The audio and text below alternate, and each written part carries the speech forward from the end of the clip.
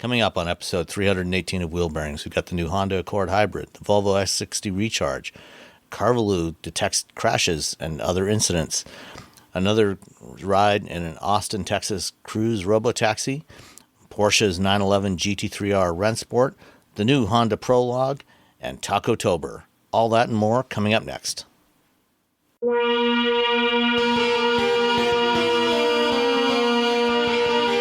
This is episode 318 of Wheel Bearings. I am Sam McGraw-Salmon from Guidehouse Insights. And I am Nicole Wakeland from The Road Reflected. And I am Roberto Baldwin from SAE International. And this year, Taco-tober's, well, I'm always the Taco-tober MC. I don't know. Tell us more about Taco-tober, What is Taco-tober? I feel like I really let you, at least Nicole down, it seems like. Every year, Taco-tober, I've been doing Taco-tober for probably like 10, 15 years at this point, but you eat 31 tacos in 31 days. That's the deal. It's just a fun thing you do during October, Taco-tober. I can do 31 tacos in 31 days. Bam, there you go. So that's Taco-tober. You do 31 tacos in 31 days. It's a fun thing that me and a bunch of friends came up with a very, very long time ago. Do they have to be unique tacos every day? Something No. different? They can be just regular old tacos. And you can have, if you want, you can like finish Taco-tober today. You can just go and eat 31 tacos. if that's your jam. Yeah.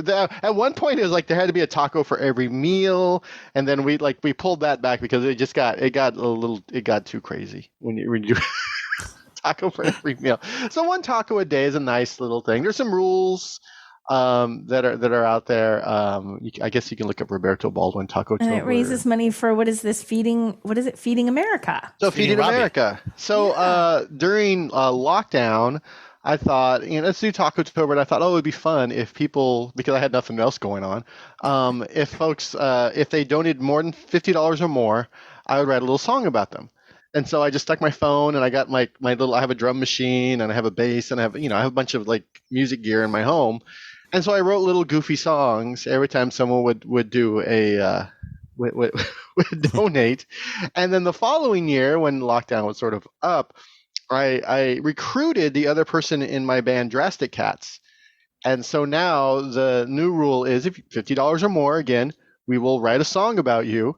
But the rule is for us is that we show up a few weekends during October, November, December to write these songs, and we haven't pre-written the song. Like we'll have an idea, we'll have like I know what this person's about. Let's write about this. But typically we'll write and record the song in an hour, which means we're writing and recording a song with like one take, maybe two takes. And we've put out 2 albums with it. So last year and the year before. So if you look up Drastic Cats on Bandcamp, you can listen to the album. Not all of them are great songs. Some of them are like little gems. Some of them are like, oh, these are actually pretty good songs. I like the qualifier. The quality of the song is not guaranteed. Yeah, like you get a song. Might be good. Maybe not. You get a song. Like I'm doing drum tracks. Like I think this is a good drum, and I'll be playing it. And like there's like ghost notes, but you can hear I'm not hitting the snare hard enough for them because I didn't practice the song because I came up with the song right then and there. That's awesome. So yeah, so it's and of all the things that come with music, like recording is the one thing I actually don't like doing. I like writing songs, I like playing songs, I like performing songs, but recording, I'm just like, oh my God, because I start getting in my head about like messing up the songs. Too much pressure. Too much pressure. So you can like, and I do all the drumming, and so you can hear that in the drumming. Like sometimes you're like, oh, we just missed something. So anyway, if you feel like Taco-tober, it's great. And then if you like, you can give a donation to Feeding America. I grew up really poor. I remember having holidays where we just didn't have food. I remember my friend today, when she met me in 5th grade, she asked me, why are you so skinny?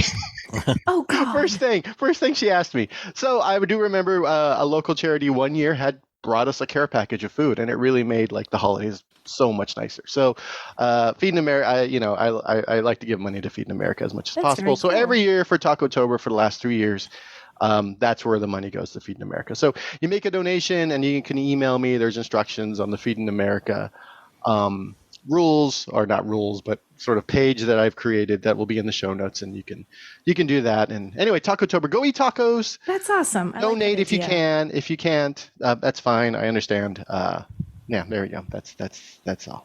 Very cool. You're doing a good Excellent. thing. Go, Robbie. Yay! Finally. Took long enough. No.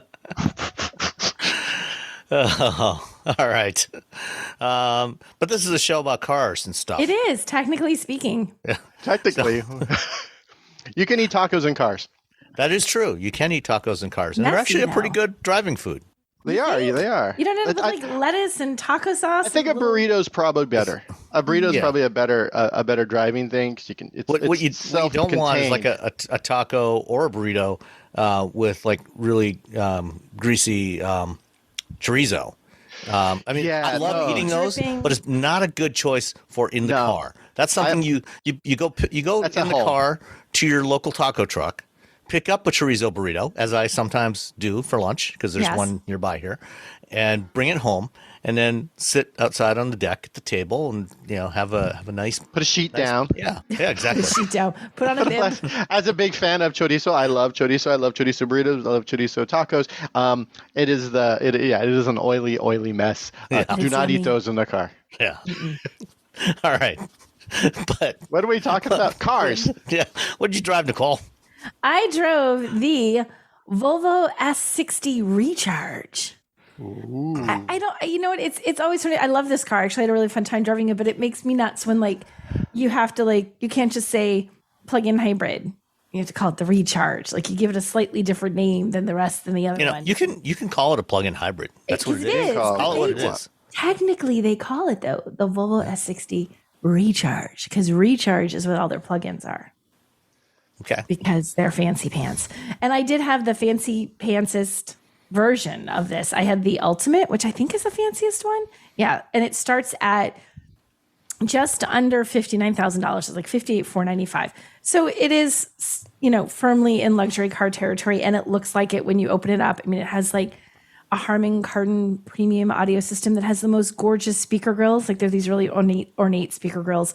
So it makes it look pretty. They've got, leather seating trims on the seating surfaces. They have, I don't know technically how adjustable the seats are.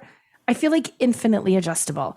I accidentally was sitting there and I was sitting with the door open and I had my foot sitting on the door sill and my boot touched the little rest. And I'm like, what is happening? The seat's moving.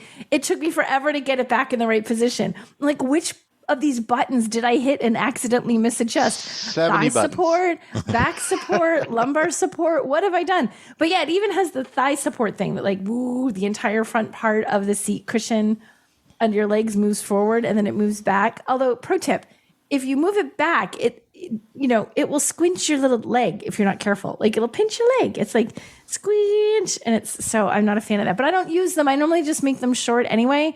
I bet like you, Robbie, do you use those in like every car that has them? Do you make the thigh support thing extend out? I'm so used to not having the thigh support Yeah. because of most cars that I'll do it, and then sometimes I'll forget I've done it. But for the most part, I just sort of ignore it. See, and I feel Just like because you're so used to not having that extra thigh support as a tall person with long legs. And I feel so, like when it's there, you sort of for forget. you. Like you were the I know. guy. You're the reason it exists. Are the Robbies of the world. You didn't even use it. Yeah. So I never use it because anytime I get in a car, the guy who generally drops off my car is taller than I am. And I noticed it right away because he puts it all the way out. And I'm like, why does this seat cushion feel so weirdly stabbed into the back of my knees? I'm like, oh, wait a second. And I pull it back. That's why I notice it. Otherwise, I would never use it. So it's beautiful. And it has, the gear shift, it looks like glass or plastic. No, it's Orfor's crystal gear shift thing there, which looks absolutely beautiful. It makes me think how much is that? I can't find anything saying how much, I say you get, I don't know, you're not paying attention, you're eating your chorizo taco, you fumble it, something happens, you bonk the gear shift, you've now cracked your crystal gear shift. Is that 80% of the cost of the vehicle is in that gear shift? Probably. I doubt it. It's Probably no more than 25%. 25. Okay, much more. All right. It's hard to imagine it would be worth more than the battery. Because it feels like one of those things, if you accidentally scratch it or break it, it's like, oh no, that's how that is now. Because it's going to be too expensive to fix. Maybe it's not. Maybe it's a really cheap component. I fail to believe this. What you do, I think what you do in that scenario is, you go to a pick and pull yard, find a scrapped Volvo. Yes. And it doesn't even have to be the plug-in hybrid. Just get one of the standard ones that has a non-crystal shifter. Because I'm pretty sure it'll fit right on there. And just replace it with a board, but then you've lost the crystal shifter. That is true. Like now your car is just meh. Before who cares? It was, who wants it at that point? Now it's just meh. Yeah, like why even bother? Just junk it once the gear. I don't even want to be in that car. Right? Like forget it. I don't want to drive this one. You find somebody on Etsy, that works in glass and crystal. You could make one have for a custom made one. Ooh, that might be even cooler than that. Or yeah, it could make one custom and have them like engrave like WB for wheel bearings in it, our little logo. That could be the wheel bearings customs gear shifts. That would be amazing. That would be funny. That's what I need to do. I need to find an Etsy person to do that. So anyway, so fancy pants gear shift. And the way the gear shift works, no two OEMs seems to do this the same anymore. In the ever evolving, we can make it better, faster, stronger, and everyone just kind of going, can you leave it alone? Like what worked. We don't need to reinvent the wheel, but yet they do. So this one, so the little, the gear shift, and you have to push it like you're pulling it, pushing it to get to like drive and reverse, but park is a little button right next to it. So you got to push the button to go and park, and start is a little dial. Like it makes it think like a dial that would be like, and it's right in front of the gear shift, behind it, in front of it. And you twist it and it springs back, click, click, like springs. And that's how you turn on the car. So you got the little turn on thing. You got your fancy gear shift. When you put it in park, you got to put the button and you got to click the little dial again. I feel like it's overdone. Have you guys driven this? Do you know what I'm talking about? I have. I find it a little overdone. Yes, I agree. I think between, I don't know if it's designers or engineers, but everybody these days seems to feel like they need to reinvent the transmission gear selector. Yes, they don't. You got to do a special sign. You have to hit three different buttons. I would say it's kind of Jaguar's fault, because on the XF back in 2007 or 8 when the XF came out, that was the first one they did a rotary shifter, and it would, when the car was off, it would sink down. It would be flush with the center console. So when you started the engine, it would rise up, and then you'd twist it to shift. And ever since then, everybody's been trying to come up with different ways to do the shifting, and most of them just are not that effective. I just don't need to be fancy. I feel like they need to come up with one. Like we're just getting to the NACS universal charger thing. Let's come up with one version of a gear shift. Just one. That's one of the reasons I like getting in the Mercedes, because I always know it's just going to be the stock. Yeah. It's like, stop. Well, the Mercedes thing, but then I'm always on the highway, and at some point I go to change lanes and I flip the car into neutral at 60 miles an hour. Every time, without fail, I hit that and think it's a turn signal. It's like, oh, crud. Yeah, put it back in drive. So that was like my only like the thing that I didn't like. I just found a little wonkety every time I got in the car. But in terms of driving, it's absolutely beautiful to drive. It's super powerful. It has a 2-liter turbo 4 in it. It's got 455 horsepower, 523 pound-feet of torque. Those are nice, hefty numbers, and they make it move. Like if you mash the gas when you get on the highway, the thing has no problem whatsoever. And it has that sort of luxury car, very Volvo smooth kind of thing. It's quiet. It's not angry about how it does anything. It's like, yes, I will aggressively accelerate you onto the highway in the most mild-mannered way that I possibly can. I won't disturb you. I won't ruffle your feathers. The people in the back seat might not even know that's what's happening, but you feel free to mash that gas and go ahead, front of the crowd. And I'll just do this very nicely for you, which I kind of like. It's like stealth in how it delivers its power. You don't know that it's a powerful little car, then zoom, it goes right by. So I really enjoyed driving it. I thought it was really fun. It has 41 miles, they say, of all electric range, which is actually pretty good. I mean, you figure that I think the lowest range, like plugins are somewhere in the mid-low 20s, and then they go up to around this. Yeah, around low 20s. So I feel like 41 miles is not bad. So I could pretty much get around the whole day and not really need to use the gas engine at all, which is always fun. It's always neat when you drive a plug-in hybrid to see how far you can get before it like zoom, it flips over on you. So but it was very fun to drive.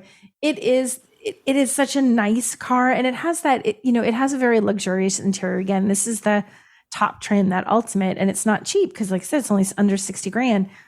But it feels like this very modest. It has this very Volvo way of delivering luxury. There's nothing in your face. There's nothing outrageous. Even the crystal gear shift that I love, it's not something that's flashy. It's just one of those that kind of catches your eye at one point. You're like, "Ooh, that's pretty." Like, nothing is over the top. It's very mild mannered. I really enjoy driving this, and it's even got a nice comfy back seat. My daughter rode in the back seat, and it's kind of neat over the hump, the dreaded hump in the middle of the back seat. There's, it's generally fabric. It has a little plastic piece over it. It's almost like a floor, like, what's underneath your heel in a lot of cars, even if you don't have the floor mat, there's that little piece of plastic underneath your heel where the gas pedal is, so you don't make a mark in your, it has one of those there. So if you put your foot on there, you're not wearing out that little spot. Because when you sit in the back, you kind of spread out. You might have your foot leaning against that. I thought that was kind of neat that there's a little piece of plastic there. And there are also in this one heated rear seats, which I think is amazing. Heated rear seats are the best thing ever. So it's not like you're up front, you're all comfy. Your passengers in the back are freezing to death. It's like, you guys turn on your own heated seats. Did you have the wool upholstery or the leather? I want to say mine was a combo. I was trying to figure out my Monroney was messed up. It was like one of those eye tests. If you stare at it long enough, can you read what it says? No, you couldn't. So or it turns into something like a bird. Yeah, like it says, are these going to turn into actual words? Nope, they're just going to be blurred. Like, literally the copy was blurred. It had leather trim like on the bolsters and stuff. There was fabric in the middle. Maybe it was wool. I'm thinking it could have been, but I didn't have the actual Monroney. But it wasn't like 100% leather seats fully. Okay. So, and it looked good. I thought it looked really nice. And I had the, what is it called? The black edition. So like the grill is black, everything's blacked out. It gets to be this very it's like a sexy Volvo. Like, forget the boxy but nice. It's a sexy Volvo. Nice. So I liked it. So how much was it? It was, well, again, my blurry-eyed thing there. It starts for the Ultimate. It starts at $58,495. So that's the starting price. So probably with the little bits and pieces that I had was probably somewhere at least in the mid 60s. But again, I can't see everything because the Monroney of mystery. So I'm going to say it's probably, Monroney of mystery.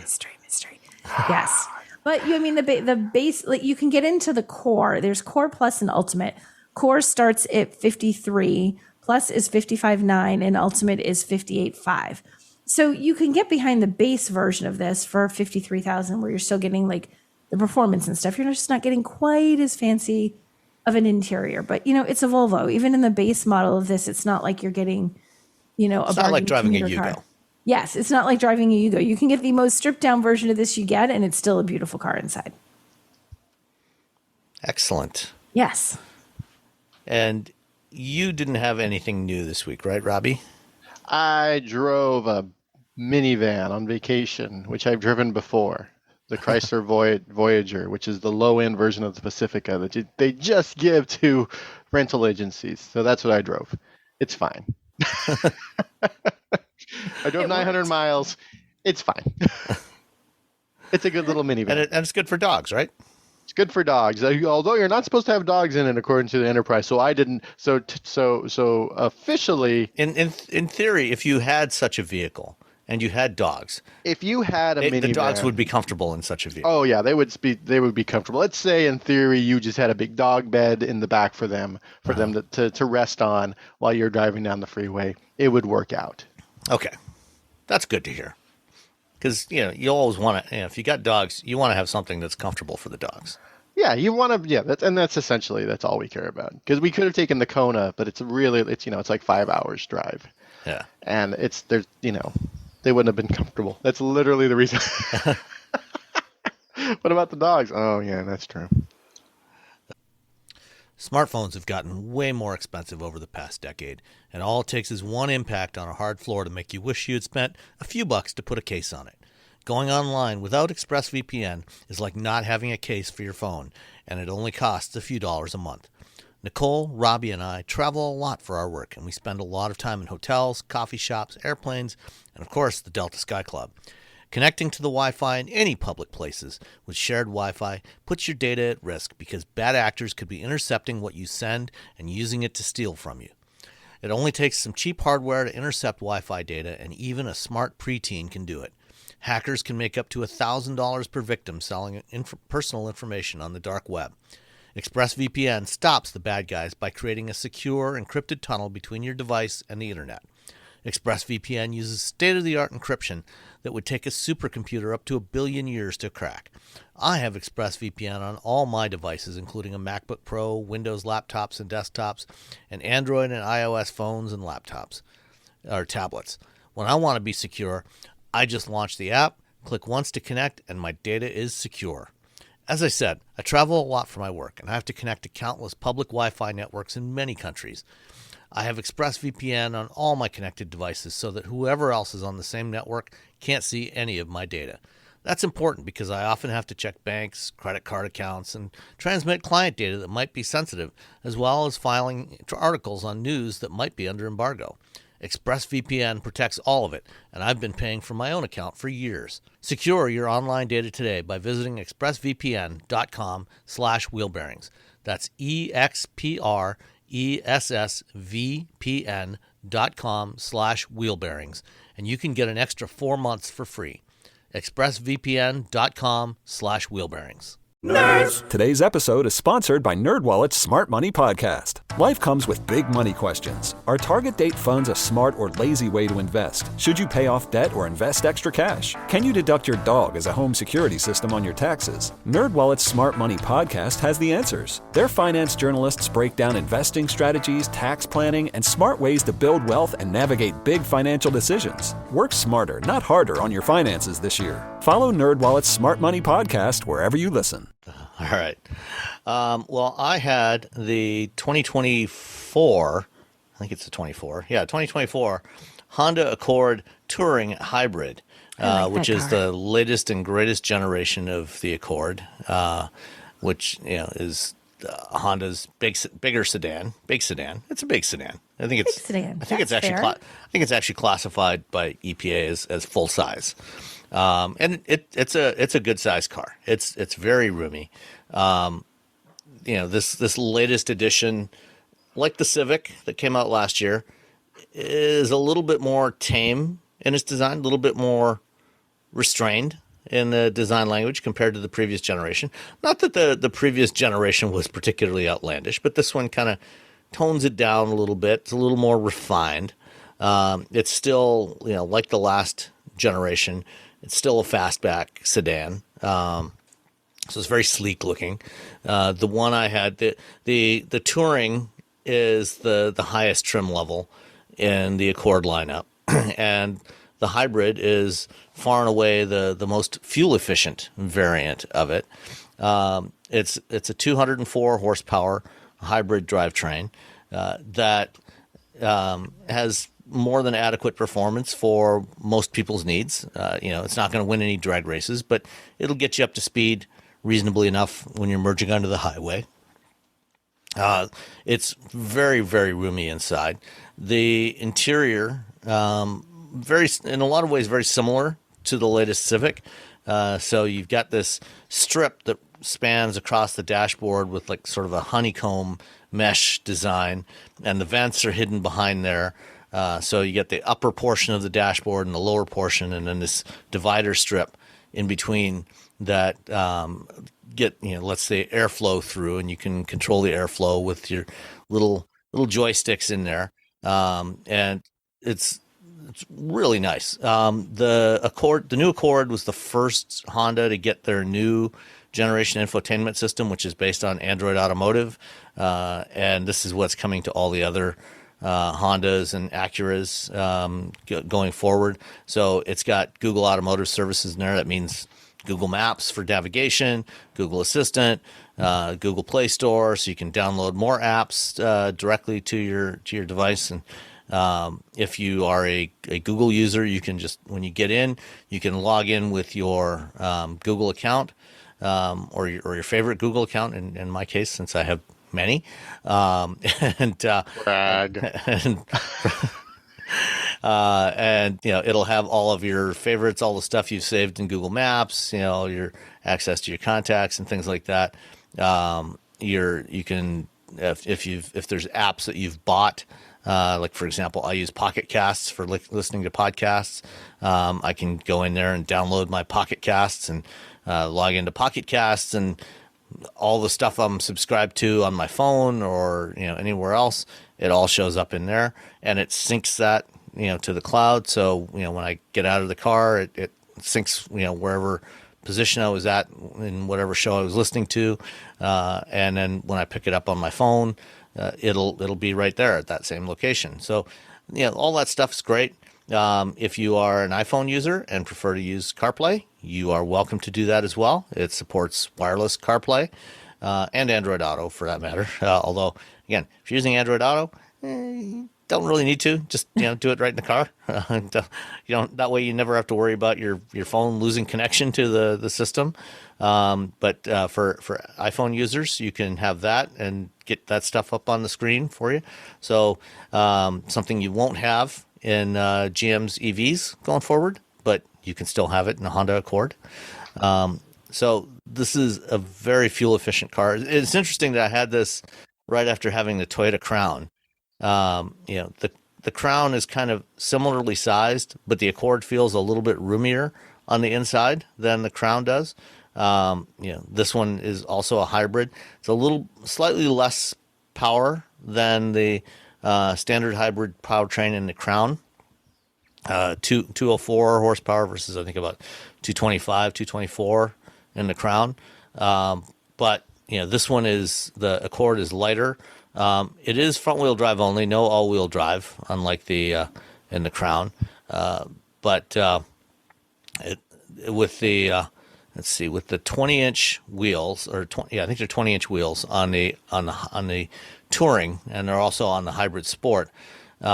It is rated by the EPA at 44 miles per gallon combined, 46 city, 41 highway.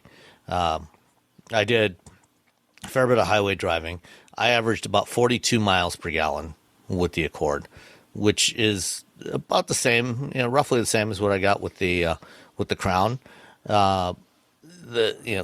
This one, personally, I think if I was going to be choosing between the two, I would probably go for the Accord, unless I really, really needed all-wheel drive. I kind of like the look of the Accord a little better, even though, as I said, it's a little more subdued than the last generation. It still works really well. It's got, like I said, lots of room, lots of trunk room, lots of passenger room. Drives like you expect a Honda to, which is really good. And with this kind of fuel efficiency, you're not going to be worried too much if gas prices are going up, because this thing's going to go forever on a tank of gas. So that's the Accord Hybrid Touring. And let's see, they did not send me a Mondroni, but let me find the page here where I pulled it up and did a build. So the total MSRP, including destination and handling fees, came to $39,285. Any guesses on the destination charge? $11.95. $11.96. Oh, no winners today. You both went over. It's $10.95. $10.95. Yeah. Wow, we were underestimating how affordable this vehicle was.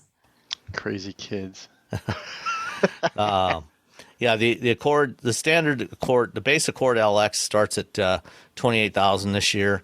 The Sport Hybrid starts at $32,000. So if 39 is a little too much for you, you can get one starting at $32,000. So that's a little more reasonable, but still, really, great car to drive. If you want a larger sedan that's going to be comfortable for, three people in the back seat, and you don't feel like you need to look like you're going off road, even if you never will. The Accord's a great way to go. I like the Accord. I did a road trip in the Accord out to Accord, New York a while back, or how they call it, Accord. So I spent a good time, and it was like road trip. It was hours behind the wheel, and it was a really nice car to drive. I thoroughly enjoyed it. Fantastic. All right, what else we got this week? Oh, let's stick with Honda. Honda. So last week, Honda had a briefing, a background briefing here in Detroit. I'm assuming they probably did one in LA too and other locations, but they did one here in Detroit, where for the first time they showed us in person the new Honda Prologue.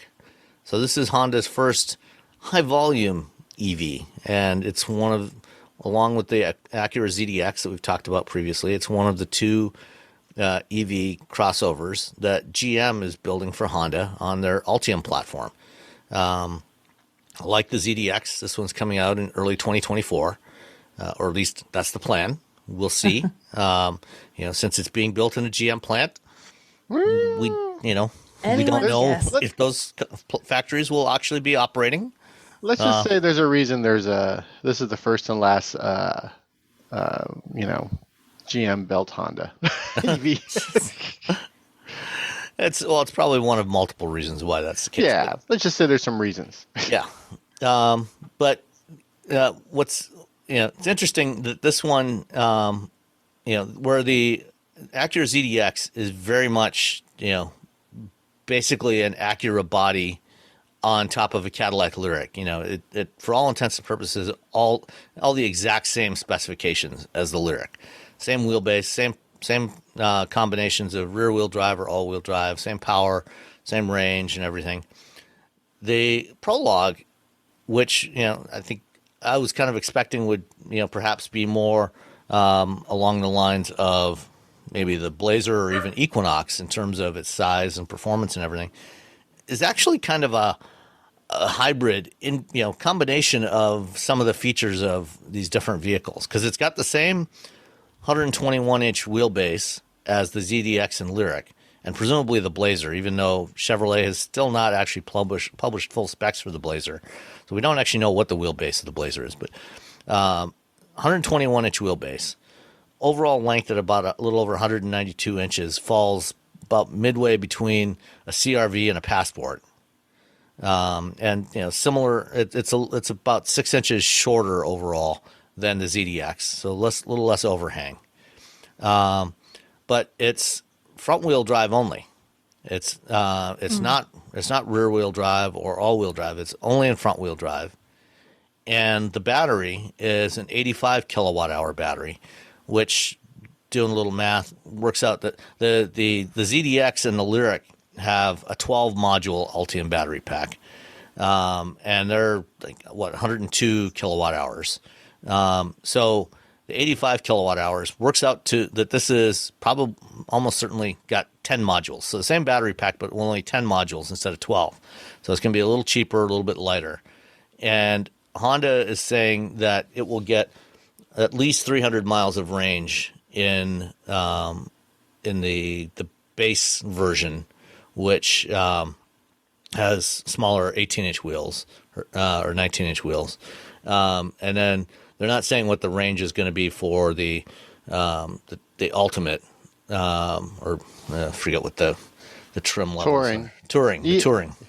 There's the two-wheel drive DX and the two-wheel drive Touring. Then the Elite. Elite is the one I was thinking of. Oh, the all-wheel drive Elite.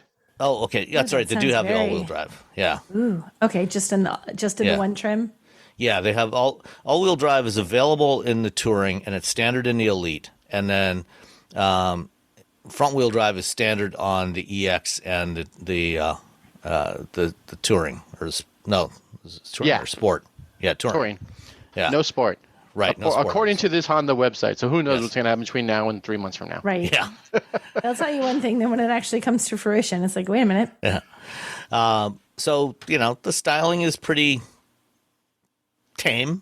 It's not bad. There's nothing wrong with that. I think it looks fine. It's not especially striking. Yeah. I mean, one thing I like is it's got a much shorter overhang than the new CRV. So, I think the proportions are better than the CRV. But, what do you think of this thing? I think it looks good. I like the design of it. I mean, it's not especially, striking, but I think it looks good. It sort of just, it falls in, Hondas aren't the world's most eye-catching out there vehicles to begin with. You know, they don't tend to demand your attention. Except maybe if you're like a Civic Type R or something, then it demands all the attention. But like something like this, it fits in with with a Honda vibe, I think. It still looks good. Like, I like the wheels. I don't know if the wheels that are on the original or the actual will look anything like what was on this one that there are pictures of here, but I think it looks good. These are the wheels that'll be on the Elite. Elite. They look really cool. They're kind of fun. I like how automakers are going towards some kind of fun wheels lately. You notice that? They're having a little fun with it. So I think this is kind of neat. I think that's probably the most striking visual aspect. And if it has, the range that is being guessed, it should be a pretty decent range. Yeah. And it should, I think it should definitely be able to get the 300 miles with the front wheel drive and the 19-inch wheels. With the 21s and the all-wheel drive, it'll probably be somewhere around 260 or so, 265. One thing I like, one of the photos that they have on the Honda media site shows the cargo area, and it's got the Moto Compacto. Yes, I saw that in there. Yes. I was hoping that was there with you, and you got to see it and pick it up. No, we didn't. They did not have that when they showed us the car.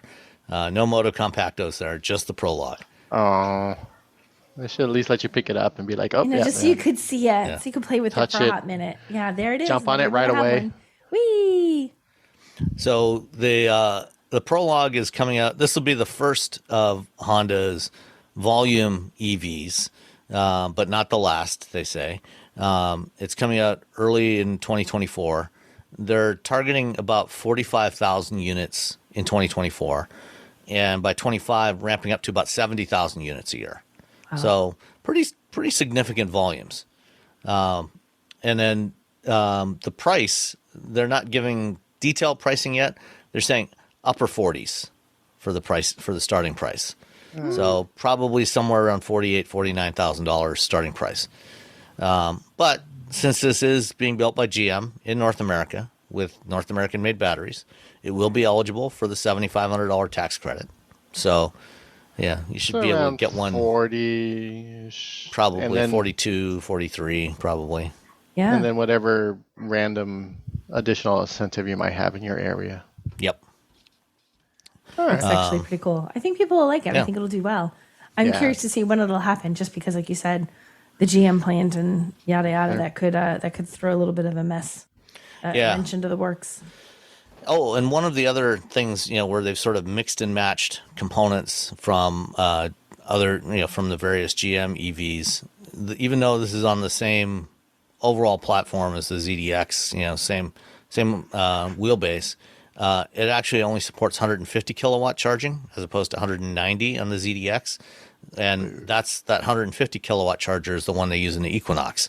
So they're taking parts from different vehicles to make this thing, and then the interior and the body is all pure Honda. So it's got 11-inch center touchscreen, 11-inch cluster display, and it's got the same basic infotainment system that's in the Accord that I just drove. And cool. they also have the Honda Link app.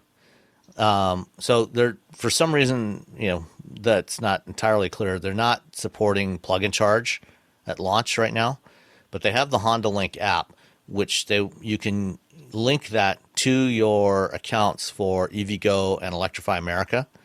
So when you go to an EVgo or Electrify America station, you can initiate the charge with your Honda Link app and pay for it through whatever payment method you have in there. So you only have to use one app, but it's still not quite as convenient as some other vehicles. Yeah.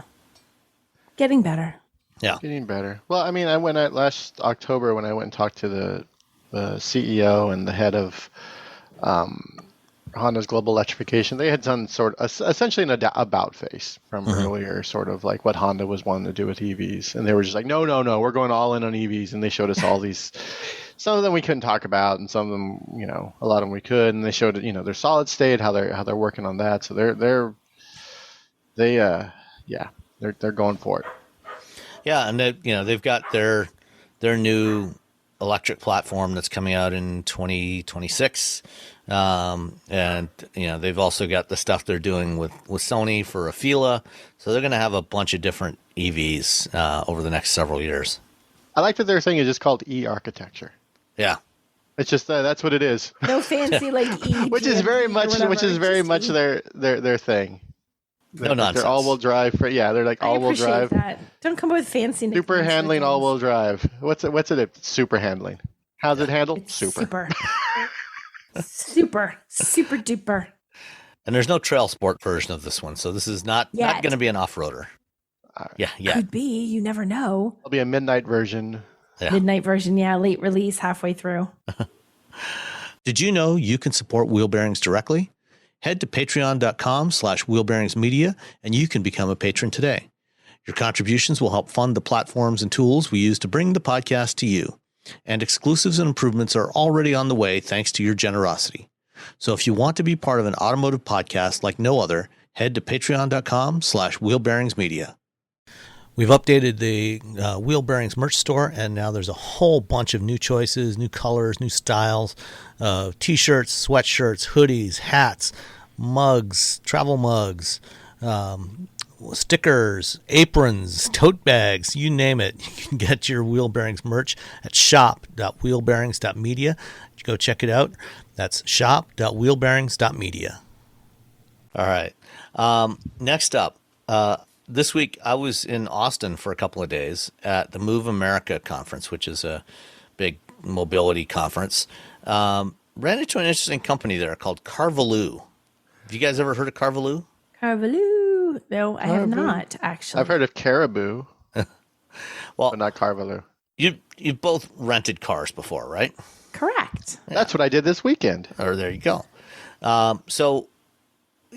Have you ever had an issue where you bring back the car that you rented and there's a little ding in the door or a scratch somewhere or anything like that, and you're trying to say, I didn't do this, trying to explain to the people at the rental agency that, this was there, or, this happened while the car was parked and things like that. Yes. And how successful has that effort been in terms Moderately. of avoiding? Okay. I'm a very careful driver, and then I walk around with the car. I'm a very careful driver, yeah. Well, Carvaloo has an interesting solution, and this applies. They're targeting this at fleets, at rental fleets, at commercial fleets, and eventually longer term at consumers as well. And what they've done is they have developed some software that uses the sensors that are on the vehicle. So all modern vehicles have a bunch of inertial sensors. There's three-way accelerometers, and assorted other sensors that are on the vehicle. And what they're doing is using their algorithms to continuously monitor those sensors. And they've applied some machine learning, imagine that, to recognize certain characteristics. So when you see something happen on the accelerometer signal, you see something bump. It looks at that, looks at those signals, also looks at things like your vehicle speed, your transmission position, and assorted other signals. Is there somebody in this car? Is the engine running, or are the doors locked and there's nobody in the car? And combines all these things together to figure out when an incident has happened, to provide real-time feedback, real-time alerts. So, if it's a commercial fleet, and the driver gets into an accident or somebody runs into the vehicle, it can automatically detect this. It sends a signal back to the fleet manager. Or, if it's a rental car, it can send a signal back to the rental agency and say, hey, this car was just hit by somebody, or perhaps it hit a big pothole and might have a problem with a tire or suspension, and it can automatically alert the rental agency, and it can provide information like, was the car in motion? Was it parked? Where was it? So you get all of this stuff, and so this can help for customers. If you're a renter, it can help. If you were not at fault, you can prove it with this data. or when the cars come in, the rental agencies are trying to turn these cars around as fast as they can and rent them back out again. And if they have to go over every vehicle with a fine-tooth comb looking for problems, that can be an issue. That takes time and costs money. Or if they can just focus on the ones that they already know probably have a problem somewhere, then they can do those, and they don't have to spend as much time with the other ones. So it seems like a really good solution. One of the demo videos they were showing me showed a car. They in Europe. This is a German company.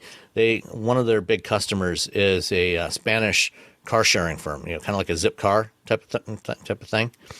And they had video of the drivers of this car turned down this narrow alleyway, and then drove down what was actually turned out to be some stairs. This was late at night.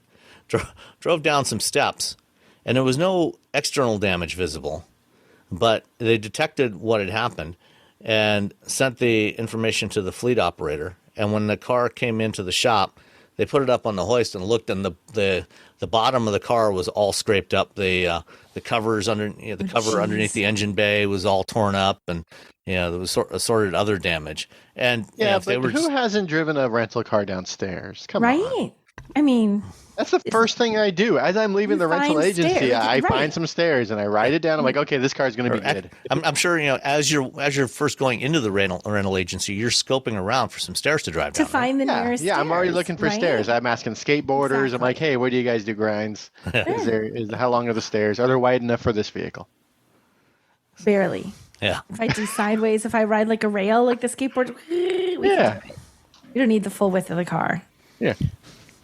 So that's Carvaloo, possibly coming to a car that you buy or rent sometime in the next few years. I mean, it's kind of a cool idea if it works. So I always get nervous with those automatic things. Like, does it really know? Like, you think about all the automatic stuff where it figures things out, and you're like, that's not what I wanted to do. That's not really, I'm not really about to hit that curb. I'm not really about to bump into that thing and the car panics. I don't want it thinking, you've hit a curb. I'm like, no, I'm 5 feet away from the curb, but thank you. Yeah. The thing in misuse events, I'm looking at their site, and one of the things is misuse, detect damages and misuse events. Now, when I picked up the van, here were the rules: no smoking, no pets, no towing, and no off-roading. And I'm like, okay, yeah, I'm not going to tow. I'm like, how would I tow anything? There's no tow. There's no tow hook on. And how am I? Well, you could have taken it to a U-Haul store and had them install a hitch on it. Had it, and then taken it off before they came by. But then the off-roading thing, I'm like, well, what do you determine as off-roaded? Because we went to one beach. Is it bumpity enough? It ended up being sort of like almost a gravel road, on one part of it at the very end. Like when you go to the beach in California, that's not all of them have parking lots. Some of them have parking lots, but they're just dirt roads. Mm-hmm. And I'm like, is that off-roading? I'm like, I'm technically on the road, but it's also dirt and it's an unpaved road. Right. Like there are plenty of unpaved roads that can get quite rutted, especially even here, if it's rainy in the spring or whatever, that I can see that if it was sensing you're off-road. You're off-roading. I'm just on Spring Street and it's not paved and it's bumpy because it rained, you know? Exactly. That's my concern. I feel like there could be some challenges here. Robbie and I are ready for them, though. We're like, wait, we have answers to all of your AI. Yeah, well, I mean, you can never entirely trust an AI system anyway. That's true. Yeah, you have to. You need some verification and validation of trust AI but systems. Verify. I'm not sure I'd even go so far as trust, but at least verify. Verify. Is that more where we are? Yeah. Trust is a tough one. Yeah. All right. Trust, kind of trust. Okay. This weekend, at Laguna Seca in California, just south of where you are, Robbie, is the 7th Rennsport Reunion, which is a big kind of festival that Porsche hosts every few years to honor their history in motorsport. And this year, for the Rennsport Reunion, they introduced, shockingly, yet another new variant of the 911. What? You know, they only do that, once every 30 years or so, a new variant of the 911? No. Completely unheard of. Because of the Cayenne and Macan, Porsche can build a 911 variant for every 911 owner. Everyone gets their very own variant. Their very own. This is Robbie's. This is Nicole's. This is the this Porsche, is Sam's. Yeah. The GT3 R Robbie. Yeah, exactly. GT3 R Wake would be mine. Well, this one is the 911 GT3 Rennsport. 911 GT3 R Rennsport. And this is a track-only variant, sort of kind of loosely based on the 911 GT3 R race car, but this goes beyond what the regular GT3 R does, because it's not built for any specific rule set for any class of racing, so you can't actually go and race this anywhere.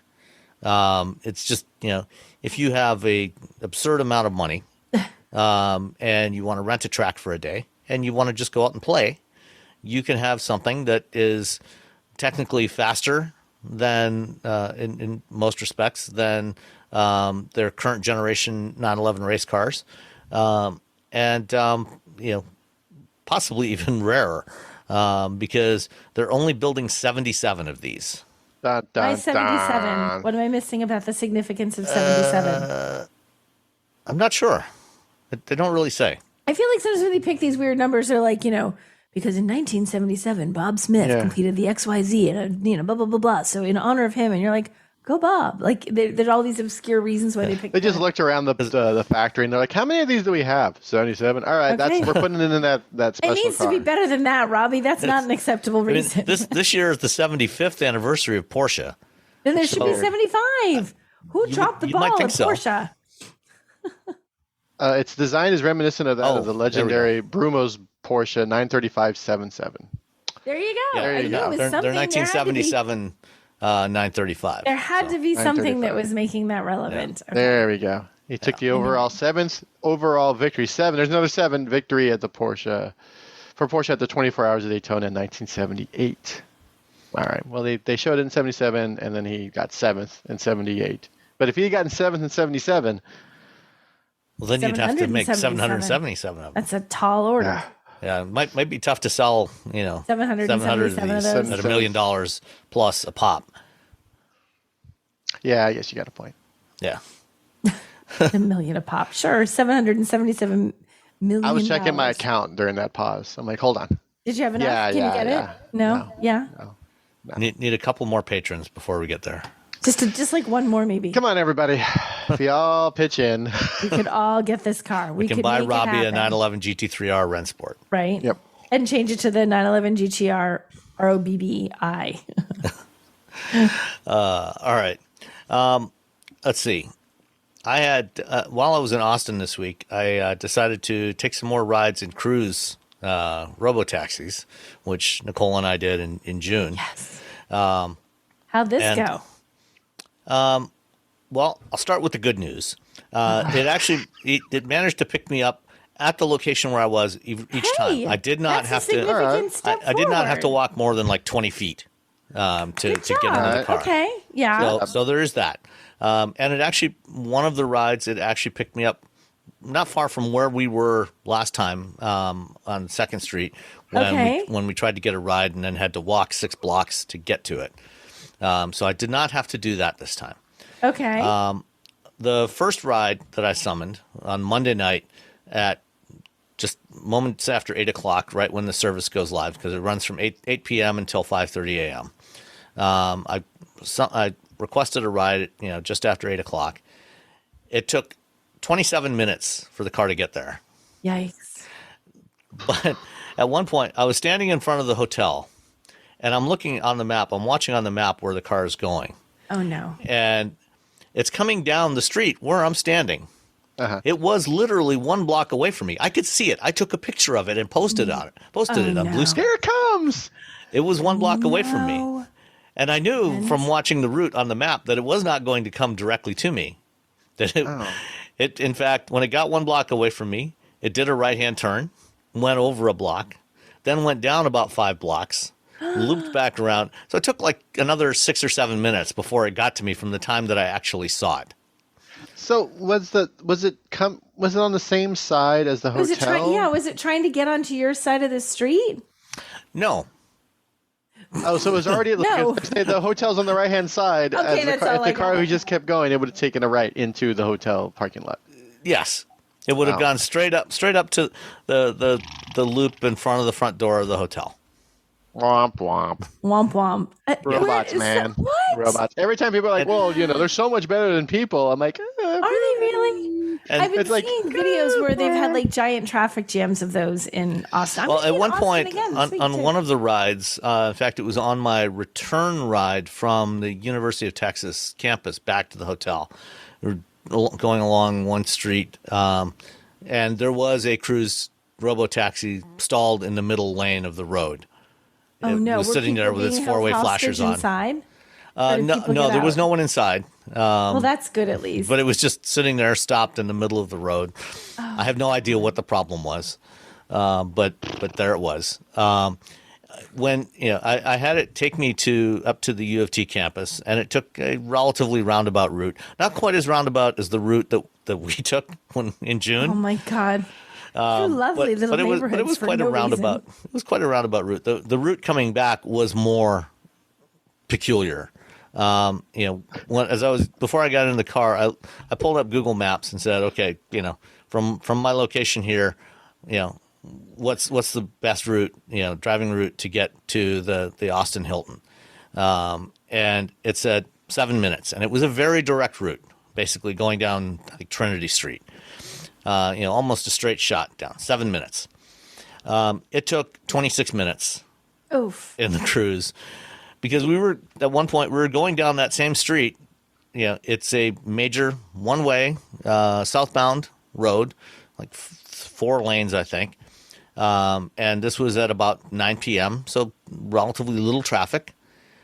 You would think that the lowest risk scenario would be to just continue down that same road, right? Oh God. Yeah, no. It at one point decided to turn right. Go about 3 blocks east, and then loop around, do a couple, through a neighborhood, come back around, then continue on down.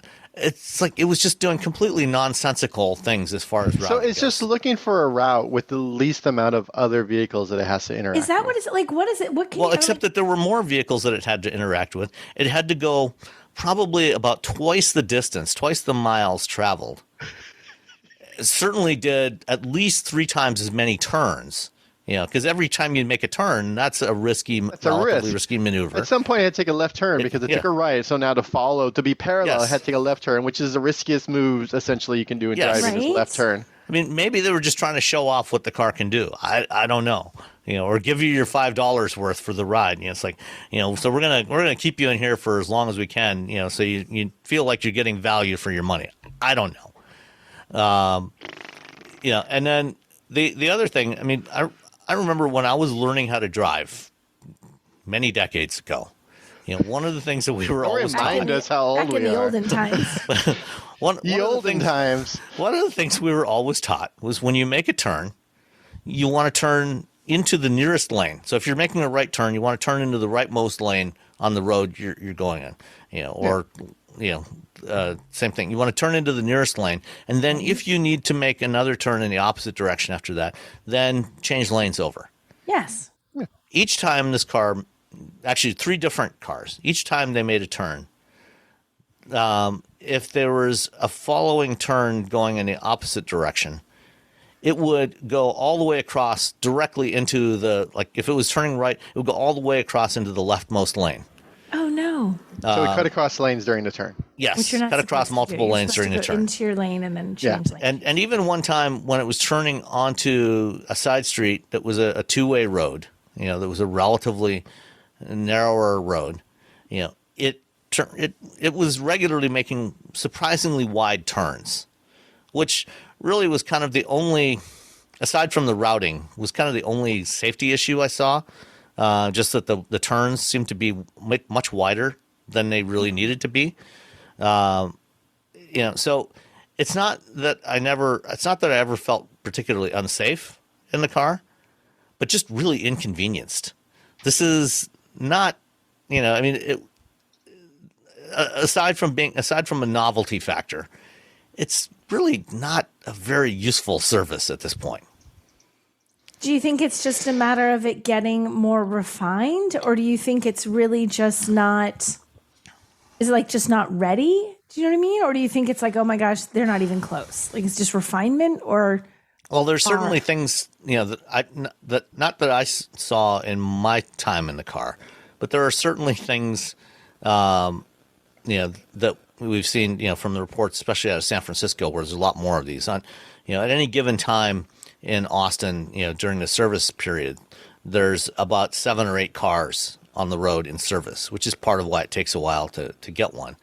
But certainly in San Francisco, we've seen things like, driving into wet cement in a construction zone, right? Or not stopping and yielding to a fire truck at an intersection. So there are definitely issues that that this is not necessarily ready for prime time yet. And I can understand that Cruise is under a lot of pressure to start generating some revenue, but if it's not ready, it's not ready, and it's not. We shouldn't be putting these out there. Is it still in the test phase, Sam, or can anyone access this now? Like, do I have to sign up? There's a waiting list. You can sign. I mean, anybody can sign up, and they're gradually adding people to the waiting list. I was going to try it for kicks. I'm going to be in Austin this week, and I was like, oh, I should try it, but I can't. I'm like, wait, no, I can't because I'm not on. I don't have it yet. Well, I'm still on the list. I can connect you with somebody at Cruise. See if I can maybe get you on the list, and I'll give it a shot and see if I can. And I'll see try where you it go. This week. See what kind of real estate you can check out while you're driving down maybe random I'll find sites. a new place to buy. One always needs more property. I mean, on Tuesday night we were coming back from dinner, and amazingly enough, there were a couple of the guys I was with wanted to try this out, so there were 3 of us squeezed into the back seat of a Bolt. Oh God! And if it had taken a very direct route straight back to the hotel, it would have been about a 3.5-4 minute ride. It took closer to 15 minutes because again, it did one of these weird routes where it was actually going down a street in the direction of the hotel, made a left turn, then did 2 rights, went back in the opposite direction away from the hotel. Heck? And strangely enough, it seemed like every time it was heading back to the hotel, it always picked a route that ran past in front of the state capitol. So maybe it just wanted to show everybody the state capitol. Are you saying this is a politically motivated detour? It might be. I don't know. I have no evidence to prove that. That would be funny. It's if you happen to be in Austin or San Francisco or Phoenix, if you're interested in the novelty factor, go ahead and try it out. But, if what you want is just the most convenient way to get around town, it's not that yet. It would be nice if it was, but yeah. I mean, I have family that can't drive. They're not allowed to drive. Right. Because for health reasons. Not because they're bad drivers. they're maniacs behind the wheel. So, I like the idea of having these systems, but also I would like them to work. Yeah. What happened to I think about what happened to your cousin? I don't know. They got on a cruise and we never heard from her again. Yeah. But like my mom, she's still riding around somewhere. It would be really nice to have these be reliable. But the thing is, like, you think about it, if it was, say, you're putting someone who's a senior, right, who they can't drive anymore, and you're like, well, I can hail this self-driving vehicle for. You probably increase their stress level to the point that now they're having a panic attack in the back because where's it's doing the car? Where is this thing taking me? Right? Where are we going? Oh my gosh! And how do I stop it? And what's happening? And oh my gosh! Kidnapped. Yeah, Terminator was correct. Exactly. You were John Connor, is not the guy, and now it's kidnapping you. And to be fair, you can. If you're feeling uncomfortable, you can always hit the button on the headliner to stop, or to call for assistance and, get an explanation of what's happening. I didn't do that this time. But, and Cruise is developing the Origin. They actually did show a video. They released a video this week, or maybe it was last week, of the prototype Origin that's equipped for wheelchairs. They showed that to us. So cool. Yeah, they showed it to us last year when I was in San Francisco, and so that one it has a ramp. So the Origin is their purpose-built robotaxi. So unlike the Bolt, it has carriage-style seating for 6, and so everybody's facing the center. The middle part of the vehicle is wide open, and it's got sliding doors. And the version with the wheelchair, they take a couple of the seats out, and there's a ramp that emerges out from the floor, emerges out sideways, and then drops down. And you can go up, and they have a clamping system, an automatic clamping system that you roll your chair up into the thing, back into that section where they've taken the seats out, and then it reaches out and clamps the wheels so the chair's restrained in place for safety. And but the problem is they haven't gotten approval to deploy those things yet. That is actually a really valid use case. That would be amazing. for people that are unable to drive, but want to have that mobility. And as I said, they have gotten better in terms of pickup and drop off points. That's much better than it was in June. So they're making progress, but it's slow progress. And which is, my whole thing is that they should just be happy with slow progress. I mean, progress is progress, but when you're pushing it because you're concerned about, stockholder, then I'm just like, come on, just slow down. I think pushing it is great, and I'm all for that, and progress and baby steps, like you said. But I think where the problem comes in is when it just gets to be a little bit it's so inconvenient. I think you create more problems than you solve. It's like, look at this cool technology that we have, and yeah, you can actually use it now. Check it out. And this is horrible. Now I don't want to use the technology. We made these changes here. It was so bad, whatever. You know what I mean? It sort of it creates a sense of distrust and I tried that once, and people aren't always willing to give things a second chance. Mm-hmm. It takes some convincing, Yeah. And part of that convincing is, making sure that the vehicles aren't doing things that are annoying the general public or annoying first responders like police and firefighters and ambulances. Huge. Yeah. That's a big issue in San Francisco, where they've got a bunch of these vehicles. Yeah. They've got to get those issues sorted out with how they interact with first responders, especially.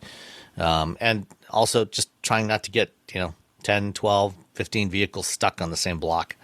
That's I keep never seeing, a good thing. and it feels like I see a lot of those videos. I mean, I'm sure those are the ones people aren't recording just the boring ride, right? But still, I'm like, okay, I get there's a lot of boring rides, but there's a lot of rides where everything seems to have gone sideways. Yeah. And to be fair, that doesn't happen very often with people on board. It's usually when they're doing various kinds of testing. Right. And, there's only been 2 accidents with injuries where. So so safety wise, in terms of actual, they're actually pretty safe.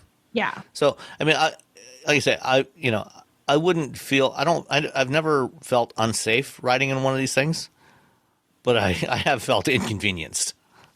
That's kind of how when we were riding. That's a great way to describe it. It's like this is a really cool experience, but this is not how I want to do this every day. Yeah, if I need to get somewhere, quickly and safely, granted, I generally feel safer in these things than I do in a New York taxi.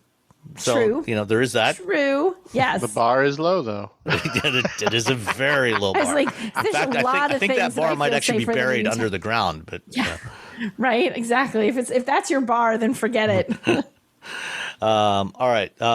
Earlier this week, Cox Automotive, who do, they have a whole bunch of different businesses. They do a lot of work with dealers, and they collect a lot of data. They had their third quarter call, their third quarter update call with some of their folks, their industry insights and their sales forecast for Q3. And they had some interesting things. I sent you guys the email with the PDF of the presentation document. But some of the interesting details that came out of this is that the drop in EV prices since the beginning of this year, actually. So they kind of peaked throughout the second half of 2022. at average transaction prices in the looks like about $69,000 range, and they've dropped pretty significantly down to for overall for EVs. They're down in July. They were down to $53,376, and Tesla prices in the same period were down to just shy of $55,000. So EV prices have come down a lot in the last 12 months, and that's a good thing. I mean, we need more affordable EVs, and hopefully they will continue to decline in price. Yeah. And then let's see what else. Oh, the market share for EVs, for the brands selling EVs. Cox is predicting that the EV share, Tesla's EV share has dropped by 8 points this year, down to about 60% of the EV market. Chevrolet's up by 1 point. Ford has declined by a couple of points. I think Which a lot seems of that. weird. Is that supply stuff? Yeah, I think it's supply reducing... because they lost some production of the Lightning earlier in the year. They were shut down for a few weeks when they had a battery fire that they were investigating, and That's then right. when they were transitioning over to the new assembly line, and then same with Mach-E, they lost some production there as they were ramping up. They're expanding the capacity at that plant. So we'll see where that goes in 2024. Hyundai was up, Rivian was up, BMW was up pretty significantly by 3 percentage points. VW, Mercedes, Kia, VW and Mercedes were both up by 2 points. Kia was down. Audi and Nissan was about flat. So I think that we're going to, over the next 12 months, with all the new models coming out and supplies increasing, we should start to see those market share numbers shift even more, I think. Yeah. And then inventories. There's a lot more inventory of EVs now than there was a year ago.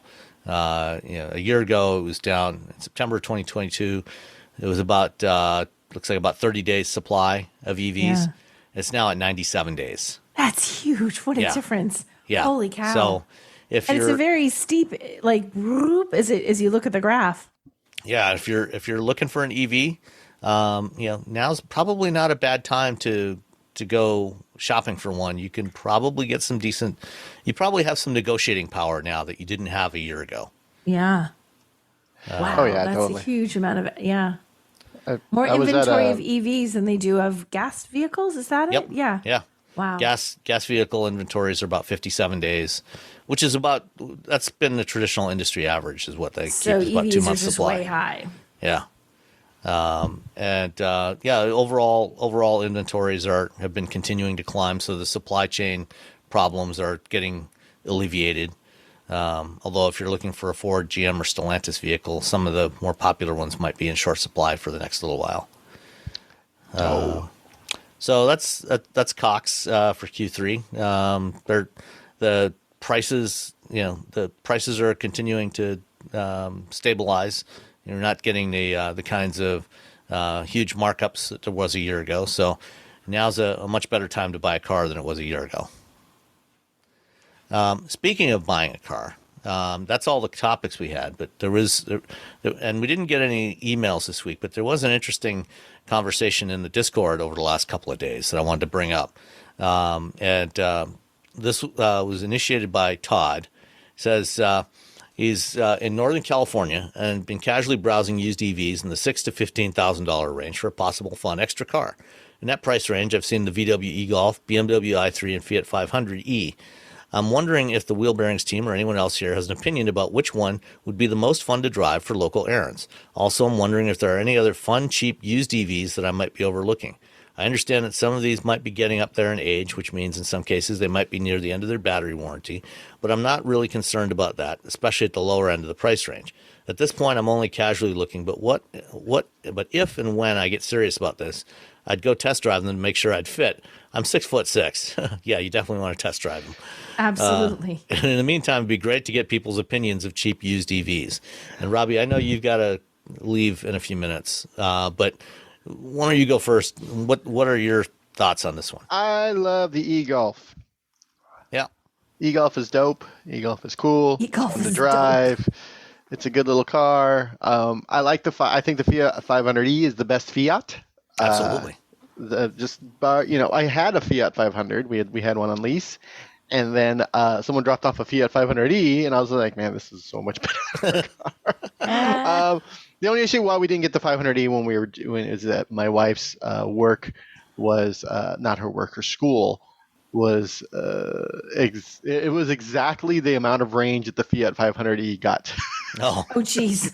Going to and from school every day, and this is about 7 years ago, and I was like, she didn't want to press her luck every single day of the week. No, we're not. We're gonna, unless she's got somewhere to charge it at school. Yeah, the school didn't have anywhere to charge it, and I was okay. Never mind. He's right to the edge. No, thank you. Mm-mm. Yeah. So, but I mean, I think they're talking about the Spark. I've never driven the Spark, so I don't have any input on that. But of the two, I like the 500e. Or I'm sorry, I like the e-Golf more. You're gonna have a lot more room. It's essentially it's a Golf. It's a Golf. It's a little GTI that's electric. But yeah, those are a bit pricier than everything else. So you kind of get what you pay for, I guess. That's my 2 cents. Okay. And I've never driven the Spark either. Neither have I. I feel They're like pretty rare. Yeah, I have no opinion on the Spark, but I kind of like the Fiat. I know the e-Golf is really super fun and cool, but I don't know why. I like the little 500e. I like that one, and it's new. Isn't it new this year again? Was he just looking for used? He's looking for a used one. He was just looking for used. The second generation one is coming early next year.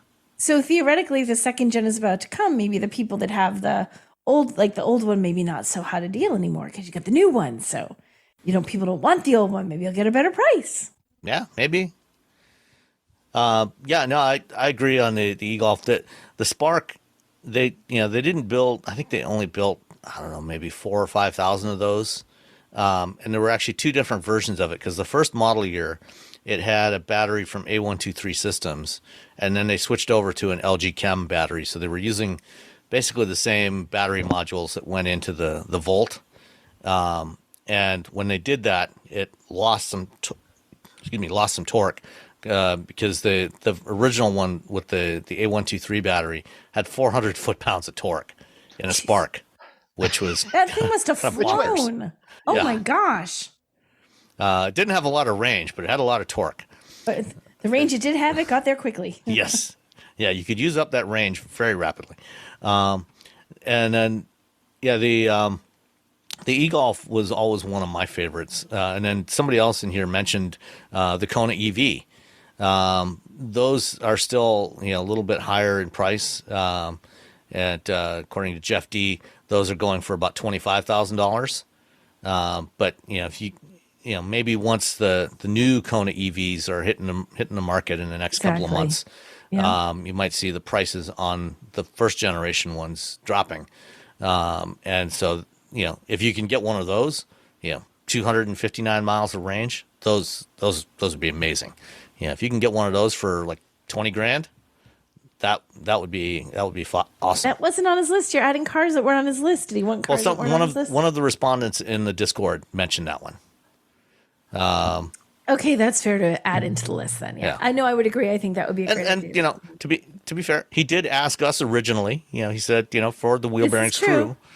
So we're putting suggestions in there, and I like the Kona. I like the idea of it. I think that's a good one. Thumbs up to that idea. And I don't know what prices are like on the Mini E. The electric minis. The SE. Yeah. The new one. Yeah, you can get them on lease now. So for years they wouldn't allow it on lease, but now that it's coming to end of life, this version, you can get them on lease. It's like $380 something. Oh. So it's not cheap. It's about the prices of like leasing a Kona right now, or actually even an Ioniq 5 if in certain areas. So there's some good choices there. If you can get by with an EV with under 100 miles of range, all of these have battery warranties that run 8 years, 100,000 miles, at least. So, if you're getting like a 4 or 5 year old e-Golf, you're still going to have, several more years of warranty on the battery. And most of these, they don't use the battery particularly aggressively. So it's more than likely, aside from the Nissan Leaf, which had an air-cooled battery, most of the rest of these are all liquid-cooled batteries. And so the batteries should actually hold up pretty well over time. And none of these support, really high-power charging, so that's not going to do much to degrade your battery anyway. These are all like 50 kilowatts or less, if they even have DC fast charging. All right. Anything else? I don't have anything else. That's it for me. All right. Well, let's call it a show then. And we will talk to you all next week. And don't forget to make your Taco-tober donations. Taco-tober. Oh, yeah. Or just eat tacos, man. Or just eat tacos. Why not? Well, that's always a good thing to do any time of year. But Tacos. Tacos. All right. Talk to you all later. Bye.